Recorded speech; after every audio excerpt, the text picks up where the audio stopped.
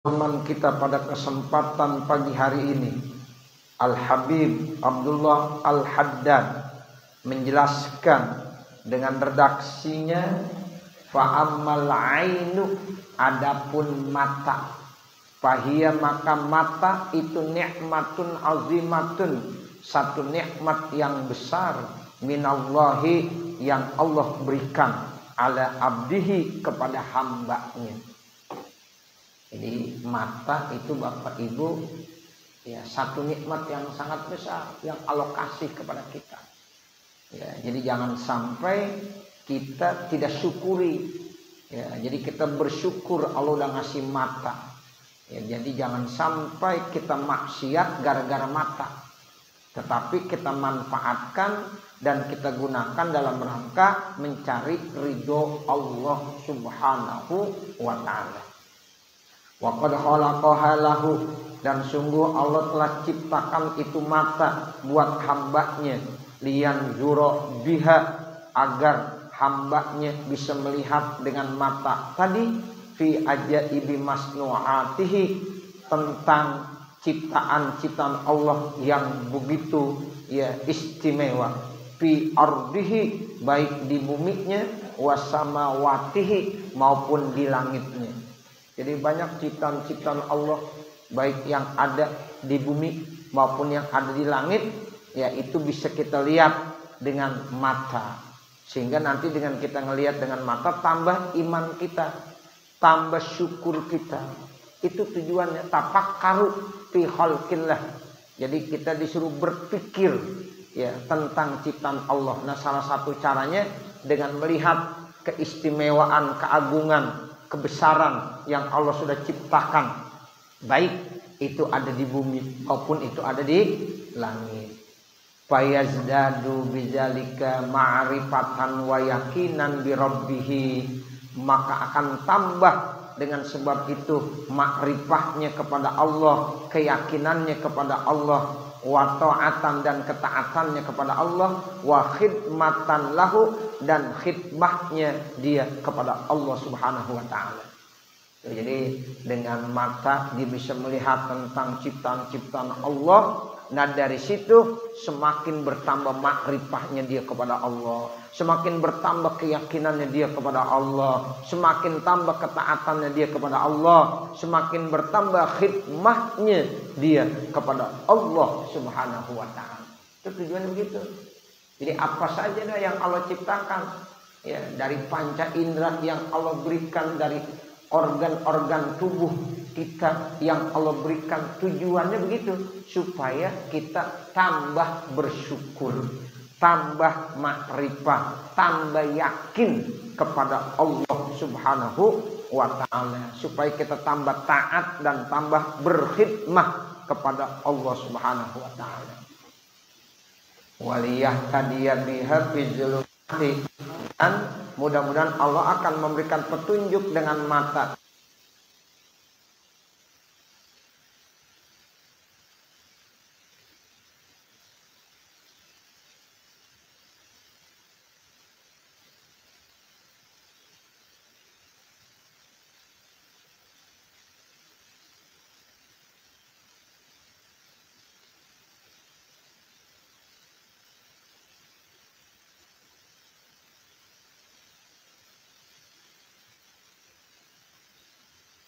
Jadi kalau mata kita nih Pak, Ibu, kita manfaatkan sesuai dengan apa yang Allah minta.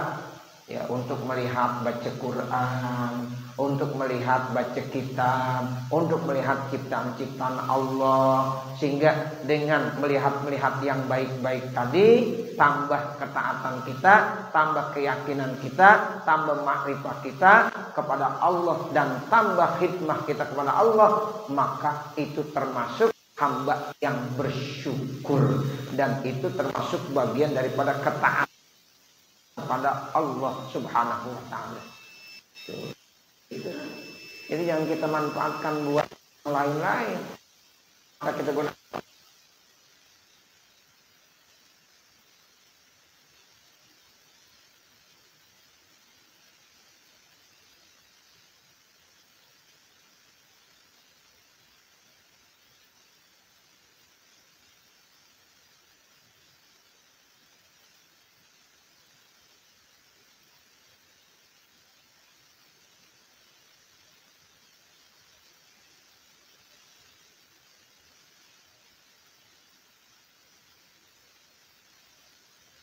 Kan mata kalau ngikutin hawa nafsu, masya Allah. Ya, kita melihat wanita, kita melihat ya syahwat itu enak rasanya kalau ngikutin hawa nafsu. Tapi itu jadi maksiat semuanya. Maksiat yang disebabkan oleh mata namanya. Sebab nanti dosa maksiat banyak penyebabnya. Ada maksiat yang disebabkan oleh mata, ada maksiat yang disebabkan oleh telinga, ada maksiat yang disebabkan oleh mulut, ada maksiat yang disebabkan oleh tangan, ada maksiat yang disebabkan oleh kaki. Itu begitu. Nah, kita jangan sampai berbuat dosa maksiat gara-gara apa yang Allah kasih itu. Tetapi manfaatkan itu semuanya untuk mencari ridho Allah Subhanahu wa taala. Jadi kalau kita sudah manfaatkan untuk mencari ridho Allah, berarti kita masuk dalam kategori hamba Allah yang taat dan hamba Allah yang bersyukur. Atlaqaha, dan sekalipun dia melepaskannya tuh, wa arsalaha, sama artinya atlaqaha dengan arsalaha. Seandainya dilepaskan, dibebaskan itu mata, bima harramallahu alaihi, terhadap apa yang Allah haramkan atasnya.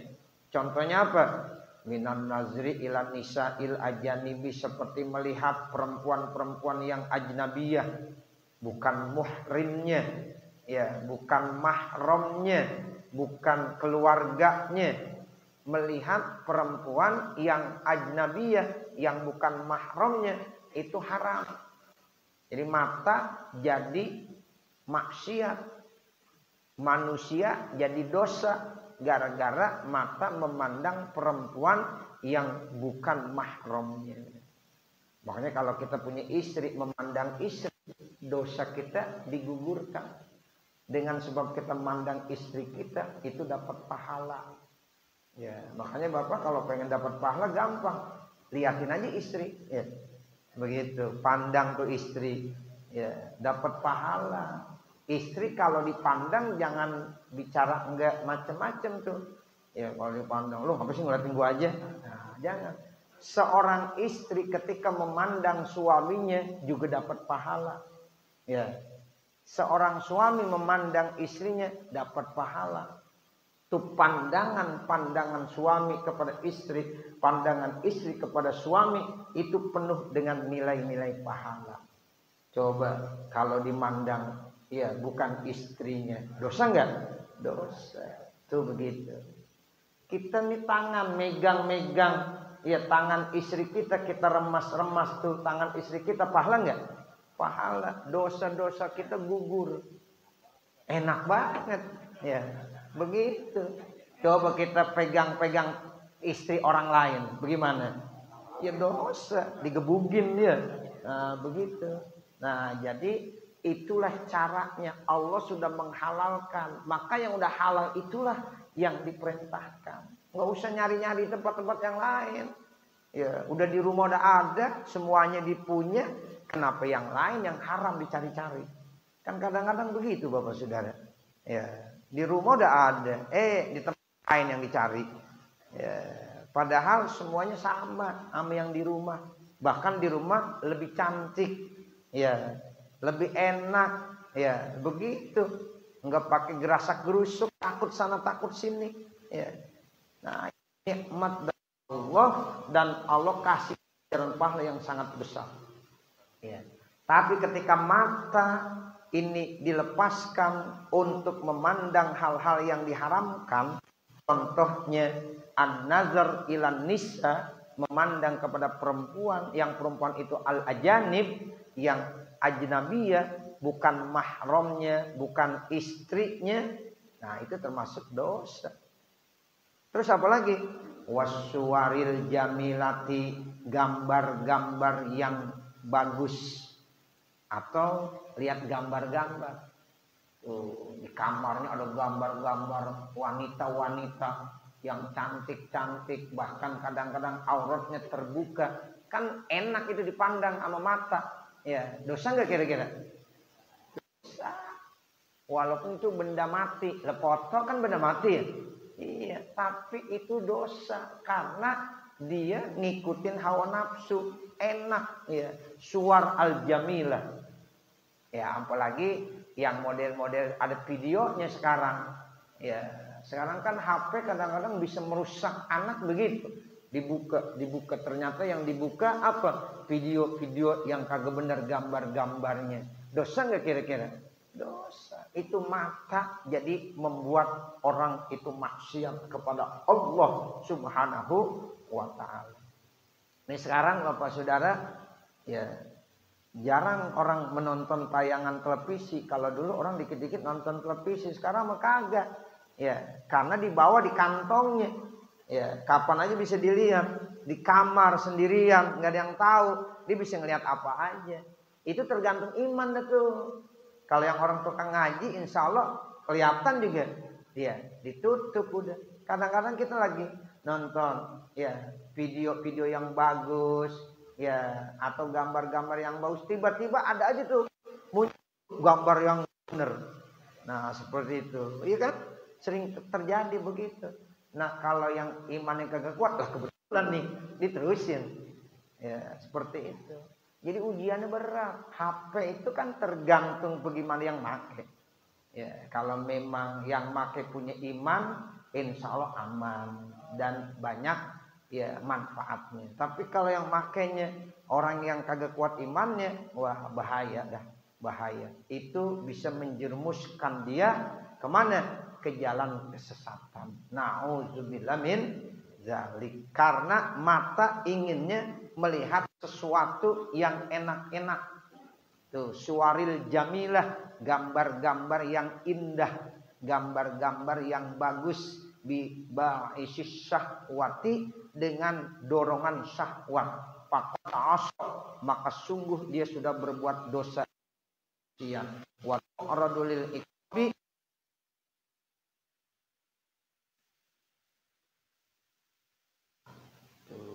makanya bahaya nih mata nih. Makanya kita jaga benar. Nanti kita dituntut ya sama mata kita. Ya, nanti mata itu minta kepada kita, "Hei, ya manusia yang udah dikasih mata, kira-kira mata nih yang kamu miliki udah diberikan haknya enggak?" Kalau dibilang sudah, mana haknya? Nah, hak mata itu lihat Al-Qur'an. Hak mata itu lihat dan baca Al-Qur'an. Makanya Bapak Saudara, Ibu, ya kita kalau lagi membaca Al-Qur'an kalau bisa sambil melihat. Ya, kita baca Yasin suruh mimpin tuh. Ya walaupun Yasin kita udah baca, udah hafal. Kalau bisa kita baca, kita lihat. Bismillahirrahmanirrahim. Yasin wal Qur'anil Hakim. Huruf per huruf kita lihat. Ya, itu pahalanya double. Hafal walaupun hafal, tapi dia tetap lihat huruf per huruf. Sebab an-nazru ilal mushaf ibadah. Memandang kepada mushaf itu nilainya ibadah. Itu kita kalau mandang mushaf ibadah. Walaupun belum kita baca, baru mandang aja tuh. Yasin, baru kita pandang aja kalau kita baca, itu udah dapat ibadah. Nah, makanya nanti hak mata itu ya diberikan untuk melihat kitab suci Al-Quran. Makanya Bapak Saudara, Ibu, kalau nggak pernah baca Al-Quran, nggak pernah mata untuk melihat Al-Quran, nanti dituntut di akhirat. Nah, seperti itu. Nauzubillah min dzalik. Makanya jangan sampai ini mata untuk ngelihat-ngelihat yang enak-enak aja. Ya, menurut hawa nafsu kita. Ya Allah, akhirnya kita berbuat dosa dan maksiat tersebut. Ya, maksiat lagi gara-gara mata ya melihat yang maksiat-maksiat, memandang wanita. Yang namanya wanita tidak akan bosan manusia kalau ngikutin hawa nafsu. Kalau laki-laki normal pasti demen ngelihat perempuan. Kalau dia kagak demen, kagak normal dia. Ya, pasti demen. Cuma bagaimana ntar imannya. Nah, begitu. Siapa bilang yang tua yang muda perempuan masih demen? Masih. Nah, ini yang semua di sini demen kalau normal ya. Kalau kagak normal kagak demen. Ada wanita, gue ngedemen, bohong ya. Nah, begitu. Yang tua demen, yang muda apalagi. Ya, begitu. Cuma bagaimana kita punya iman. Nah, begitu. Iman kita kuat enggak? Nah, kalau yang kuat imannya pasti cepat dia istighfar. Astagfirullahaladzim. Jangan astagfirullahaladzim. Ya, jangan begitu. Nah, ini namanya mata selalu ingin melihat yang bagus-bagus. Itu dorongan syahwat. Sama orang perempuan juga begitu, pengen melihat, apalagi laki-laki yang ganteng, ya, pengen dilihat, sama. Sebab memang watak manusia begitu, hubbus syahawat, ya, cinta dengan syahwat nafsu, ya, misalnya demen sama harta, demen sama wanita, demen sama kekuasaan, itu manusia wataknya, ya, manusia demen sama harta, pasti siapa yang kagak demen sama harta? Semuanya demen sama tahta kekuasaan pasti. Ya, udah 5 tahun pengen dapat lagi, 5 tahun lagi, udah 10 tahun masih pengen juga, kalau bisa anaknya yang nerusin. Ya, begitu. Karena memang demen sama tahta sama kekuasaan. Ya, seperti itu. Kan mestinya udah jangan nyampur-nyampur, udah rapi, ya. Ya, kasih orang lain. Enggak, dia masih. Ya, kalau bisa semua tuh, ya, anaknya biar bisa, ya, berkuasa. Ya, jadi kalau yang jadi tukang pisang goreng, tukang martabak, ya itu mah bohong, ya. Ya, Masya Allah. Akhirnya di sono pengen jadi anaknya yang paling bontot aja kalau bisa pengen berkuasa juga. Nah, seperti itu. Ya, itu namanya manusia. Ya, jadi punya keinginan syahwatnya kepada harta, pangkat, jabatan, kekuasaan, satu lagi wanita. Tuh, makanya begitu Pak, sifat manusia. Allah udah tahu tuh.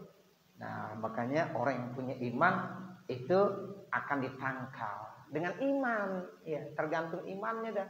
Imannya kuat, insya Allah aman. Ya, seperti itu.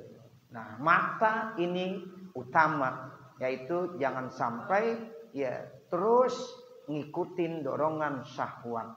Kalau ngikutin dorongan syahwat, faqad asya, maka sungguh dia sudah maksiat. Falyahzaril mu'minu min zalika kullal hazar. Maka hendaklah seorang mukmin itu harus terus berhati-hati sepenuhnya. Jangan sampai nanti ya terjerumus dalam perbuatan dosa dan maksiat gara-gara mata, karena selalu terdorong oleh syahwat. Ya, jadi orang mukmin harus berhati-hati.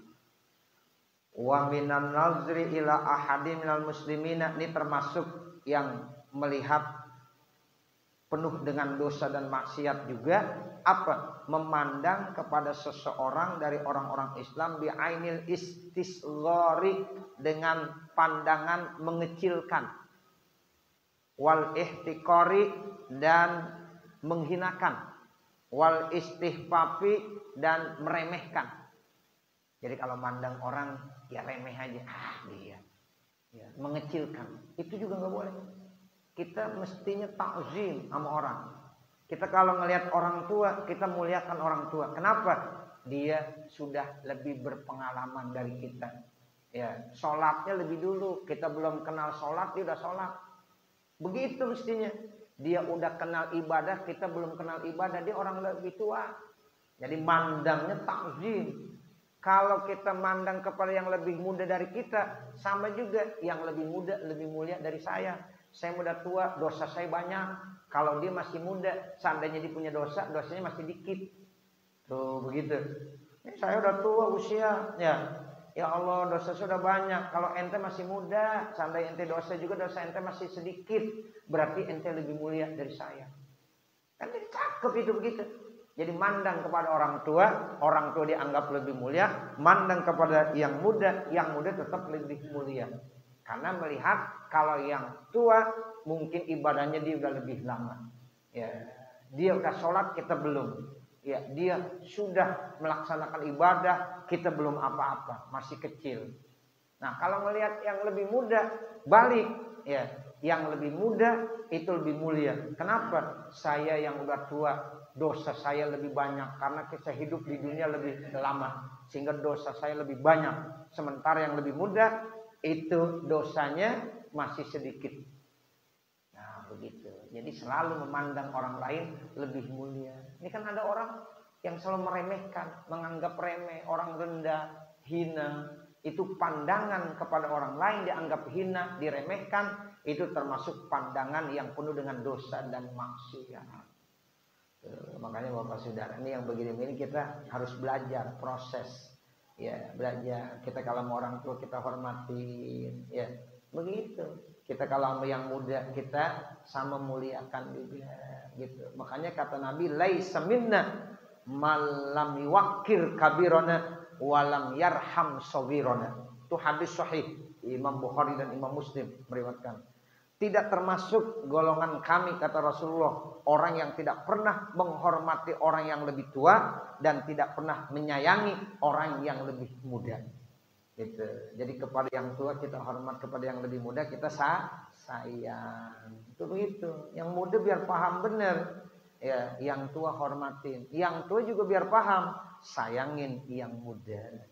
Nah itu baru diakui sebagai umat Nabi Muhammad sallallahu alaihi wasallam. Jadi jangan memandang orang lain dengan penuh kehinaan, kerendahan dan meremehkan. Wa minat tatallu'i ila auratil muslimina, dan juga melihat kepada aurat orang-orang Islam. Kalau aurat itu kan artinya keaiban. Jangan selalu melihat keaiban orang-orang Islam. Wa uyubihim, keaibannya, auratnya, keaibannya. Jangan. Kalau bisa tutupin. Yang nampak keaiban orang lain, kalau bisa kita tutupin. Ya, kita tahu nih tentang keaiban dia. Pora-pora aja udah. Orang ngomong, orang begini, orang begitu, diam aja. Emang Ustaz kagak tahu ya? Tahu sih, kurang tahu deh. Padahal Ustaznya udah tahu tuh. Cuma dia diam-diam aja. Ya, nah seperti itu. Jadi jangan kita menceritakan keaiban orang lain di depan umum. Ya, siapa-siapa yang suka nutupin keaiban orang lain, nanti kita akan ditutupin keaiban kita di akhirat sama Allah Subhanahu wa taala. Ya, kecuali ada beberapa hal yang kita boleh membuka aib orang. Orang datang minta, ya dia kenakan hukum misalnya. Ini bagaimana hukumnya? Emang terkait dengan apa? Keaiban orang diceritain begini-begini itu hukumnya gimana? Nah itu namanya boleh tuh dalam hal-hal seperti itu. Atau kita nyebut orang ya dengan lakomnya yang jelek. Kalau di masyarakat tidak ada yang kenal, kita mencari seorang. Siapa namanya? Ya misalnya namanya ya Pulan apa? Pulan pendek. Ya, kalau enggak disebut pendeknya, orang kagak tahu. Itu boleh kita sebut Pulan pendek. Pulan apa? Pulan hitam. Nah, kalau enggak disebut hitamnya, orang kagak kenal. Soalnya banyak. Ada pulan hitam, ada pulan pendek, ada pulan jangkung. Nah, disebut itu boleh. Itu bukan berarti kita menghinakan. Tetapi karena memang dia masyhurnya seperti itu. Nah itu boleh tuh yang begitu. Kita tujuannya semata untuk memperjelas. Ada orang nyari alamat kadang-kadang kalau nggak disebut namanya, ya yang begitu lakomnya, julukannya orang kagak kenal, kagak paham. Sebab namanya banyak tuh. Ya misalnya Ali apa? Ali jangkung, Ali pendek, ya Ali hitam, apa Ali apalah gitu. Ya, nah itu perlu disebut gitu Pak. Itu namanya menyebutnya di situ bukan merendahkan, bukan menghinakan. Itu boleh. Ya, seperti itu. Ya, jadi ya, kalau semata-mata pandangan untuk menghinakan, meremehkan itu dosa. Ya, apalagi melihat keaiban-keaiban mereka. Bahkan orang yang udah meninggal aja dilarang kita menceritakan keaibannya. Kata Nabi, uzkuru mahasina mautakum wa kufu an masawihim. Padahal dia udah meninggal. Tetap kita disuruh sebutin yang bagus-bagusnya aja. Kalau seandainya ada keaibannya, kejelekannya, jangan diceritain, tutupin udah. Apalagi yang tukang mandiin tuh, ya, yang punya tugas mandiin misalnya. Apapun yang terjadi, ya keaiban-keaiban yang ada pada diri orang yang sedang dimandiin, jangan sekali-kali diceritakan kepada orang lain. Biar dia aja yang paham, biar aja dia yang tahu. Ya, kalau kebaikannya boleh, masya Allah. Waktu saya mandiin, ini orang wangi banget, harum bener, ringan banget. Ya, itu boleh tuh ceritain. Ya, yang bagus-bagus.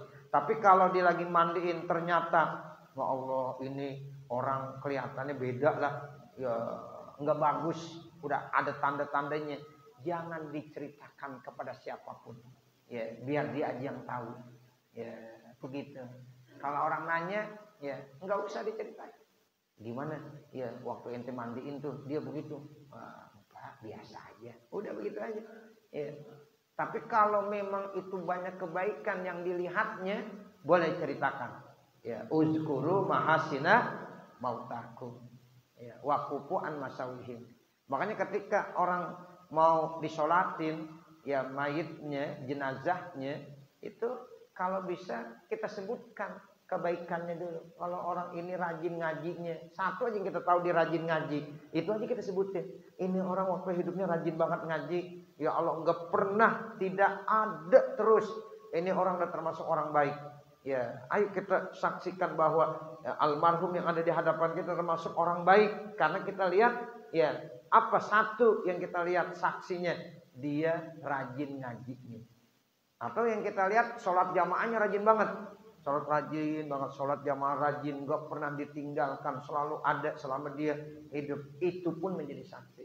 Tapi kalau kebaikan ini nggak ada, kita nggak lihat, kebaikan ini nggak lihat, ya udah diem aja. Jangan kita bohong. Oh, orang ini rajin ngaji, orang nggak pernah ngaji kata rajin. Ya, orang ini rajin sholat jamaah, nggak pernah sholat jamaah kita bilang rajin sholat jamaah. Ntar kalau kita bilang, ya ishadu bi anna hazil janazah min ahlil khair, kata malaikat bohong, gitu. Ya, ishadu bi anna hazil janazah min ahlil khair, bohong. Ya, berarti kita pembohongan. Lebih bagus diem.